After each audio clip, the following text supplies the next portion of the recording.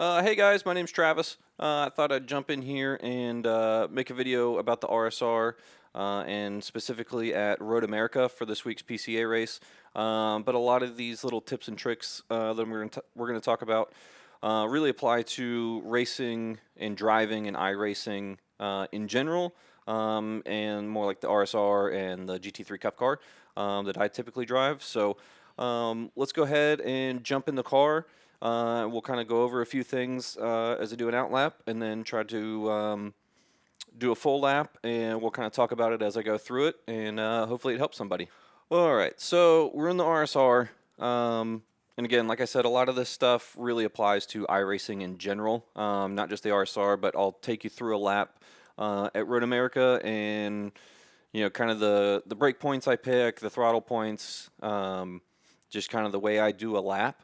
And just kind of go through it for you. So hopefully that, you get a little something out of it. Let's talk about real quick. I'll bring this in so you guys can kind of just see it. A big thing that seems to help a lot that I've kind of figured out is slow hands. The first note there. And what I mean by that is literally slowing down the steering input. If you really snatch it, which you can kind of get away with in real life sometimes, it really shocks the tires in iRacing. It does not like it. You tend to get a lot of understeer that way. The car just feels like the front end doesn't work. It never wants to turn in, those kind of things. It might be because you're literally turning the steering wheel too hard and shocking the front tires. So we really just want to slow that down. We want to lean on the tire, and that applies to the rear tire as well on throttle, and we'll get to that next. But we want to lean on it, not whack it with a hammer, is kind of the analogy we tend to use. So we'll talk about that as we're driving, but that's kind of like the first note. Maybe that's something a lot of people have trouble with. And that kind of goes into the second one, which is easy transition from brake to throttle, especially around Road America. There's a lot of corners, everything's like a 90-degree corner and then a straightaway, 90-degree corner and then a straightaway. Getting to power too suddenly and too soon can cause traction control to come on. You're crossed up coming out. That ruins your run down these long straightaways at Road America. We want to avoid that as much as possible. So we're typically going to see a much smoother transition into the power. Depends on the corner. Again, everything's a little bit different. Track conditions, tire conditions, that all kind of plays into it. But typically I'm a little bit slower ramping the throttle in, not just snatching it down like that. We're just going to kind of go half throttle and then just a little bit more at the end, and try to get just a clean run down these long straights. And then my final note real quick is we want to know where the edges of the cars is, and that what I mean by that is like the left tires and the right tires. We want to know where those are so that we can be really precise using curbing. Curbing going in, curbing coming out, and where we're really placing the car on the track. It makes a lot of difference in iRacing. Curbing is one of those things that sometimes it's really slippery and it hurts you. Other times it's really necessary and it almost like adds grip. For some reason, it's like iRacing thinks that, using all the track and using all the curbs should be faster. So it's like it gives you more grip on the curb sometimes. So that's enough talking. Let's just kind of get into it, and we'll go from there.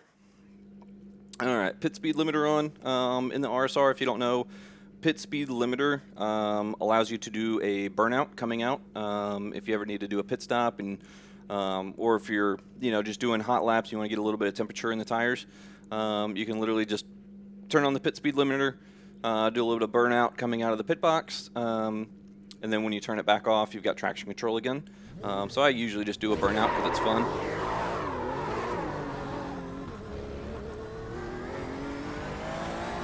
So coming up to turn one, cold tires, we'll just do it in third gear.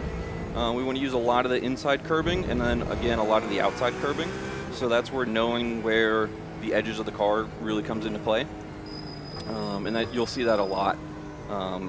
In iRacing again in general, but especially at a track like Road America where you have huge straightaways where you need to get as big of a run as possible, because you'll always lose time. It's, you know, it's rare that you gain time down a straightaway, but you can always lose time. Slow corner here, and just so this is one of the trickier ones. We'll stop and talk about it for a second. I tend to try to point the car sort of in between these trees. That's kind of where my eyesight is. Sometimes a little more left as I'm kind of coming through the bridge. And then right before is some red signs. That's my brake point, is right around here. I'm starting to get on the brakes, and as I see that gap in the trees, I'm pointing the car there. And then using my, you know, following my eyesight, going all the way through the corner. Another big thing, you know, in driving in general, especially iRacing, keep your eyes up, look as far forward as you can. I have the luxury of, you know, triple monitors. I can, you know, use these outer monitors to kind of look through corners. Not everybody has that, of course, so, you know, do what you can. But it's a big thing that certainly helps. I've noticed, you know, the more I do it and the more I really pay attention to it, my lap times start dropping down. You know, even in a session, first thing in a session, getting warmed up, I'm not really doing it. And then as I kind of, you know, sit in the sim for a few minutes and kind of get my brain in that mode, I start doing it more and more. And you'll definitely see lap times come down with that. The carousel, one of these corners, there's several ways to do it. Typically I am flat out in third gear as far as I can, and the car will start to push out to the outside. So then we trail brake just a little bit, and we get the car pointed back in. And as soon as it's pointing in, we're hammering the throttle again. And we're going to try to stay all the way on this curb till the very end, and then point the car out to this exit curbing out here, and then get a good run all the way to the kink. On a good run with warm tires and good track conditions, the kink is flat. You know, cold tires, initial, you might have to give it a little bit of a lift, that's fine. Get all the way on the curb, flat out. If you get the line right, flat out all the way through, use the exit curbing, and then just keep it pinned in 6th gear. And then coming up to the end here, the brake zone, as soon as the corner kind of straightens up, there's a little kink there. As soon as it straightens up just in front of this 4 marker, that's the brake zone. You want to get smooth but hard on the brakes, and then we're going to transition around here. We'll be trailing off 2nd gear. What I've noticed is you really want to get close to the curbing on the inside. Absolutely do not touch the dirt.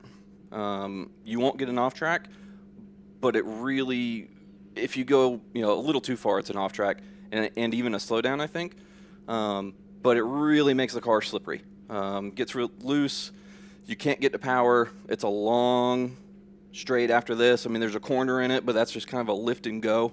I'll show you that in a second. But the sooner you can get to throttle, the better run you're going to get out of here. So close to the curb, but not really using it. And then you can kind of use the exit curbing here. And again, on a good run, at the end of that right curb, I lift off the throttle, get it turned in, and I'm back on throttle as hard as I can here. And then, kind of back up here. I'm using because I'm flat out here, I'm using all the track here on the right side. And then the way I approach this final corner is I kind of set it up like this. And the curbing for the corner is up here. The brake point for me is the transition in the tarmac here. You can kind of see where it goes from light to dark. That's where I'm getting on the brakes. And I'm trying to keep the car from the right side over to the left side here as straight as possible, and I'm kind of just driving it across the track on under brakes. And then as soon as I kind of see this curbing and I know I'm heading there, again, I'm transitioning my eyes and I'm trying to look through this corner as far as possible. We want to hit the, hit the apex kind of in the middle, maybe a little late. Get it all the way over to the curb. And then we're going to look way out here towards the exit of the curb. And then there's a red sign, this Coke sign. That's kind of my aim point as I'm coming out. And then, of course, kind of transition to the bridge. But I'm almost aiming for that Coke sign.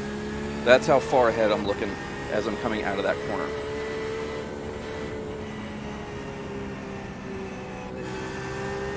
So we'll do kind of a medium speed lap and I'll try to talk through it.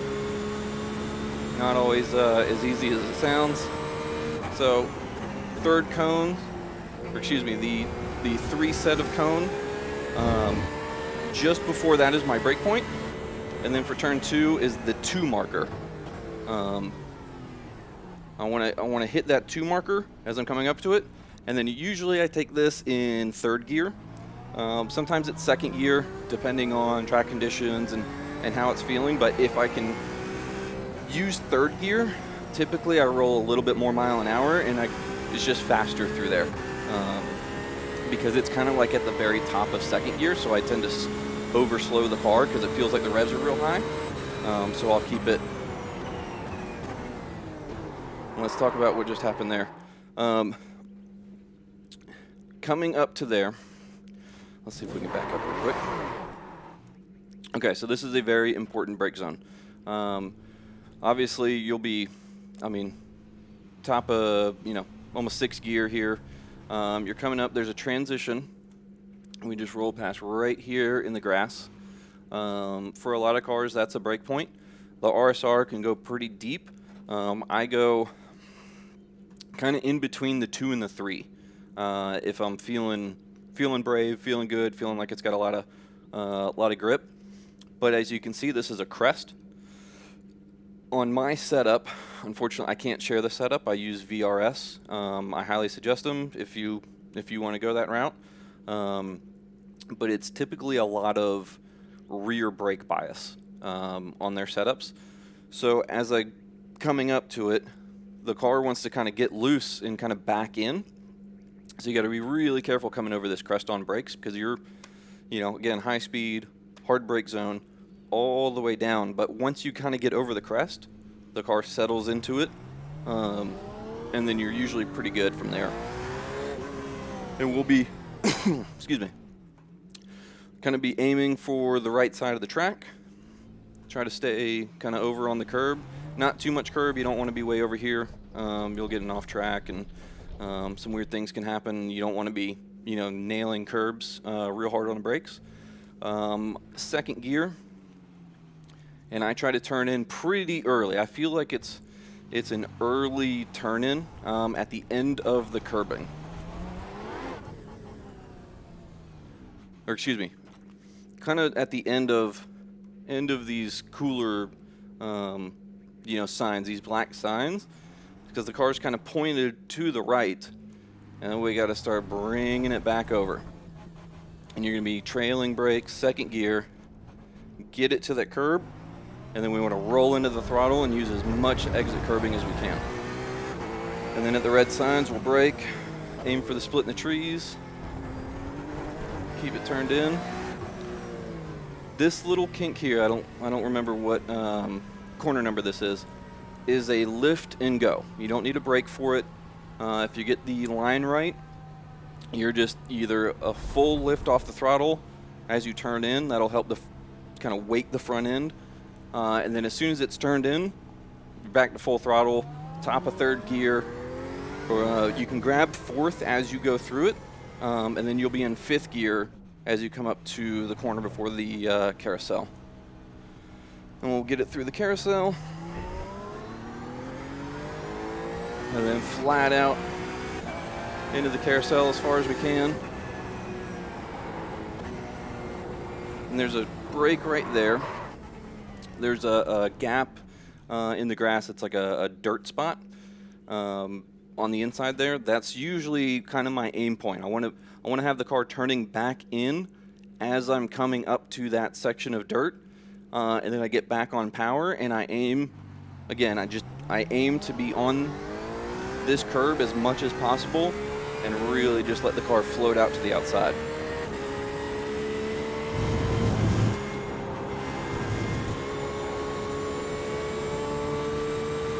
And we'll brake right as the road straightens up right before the form board here.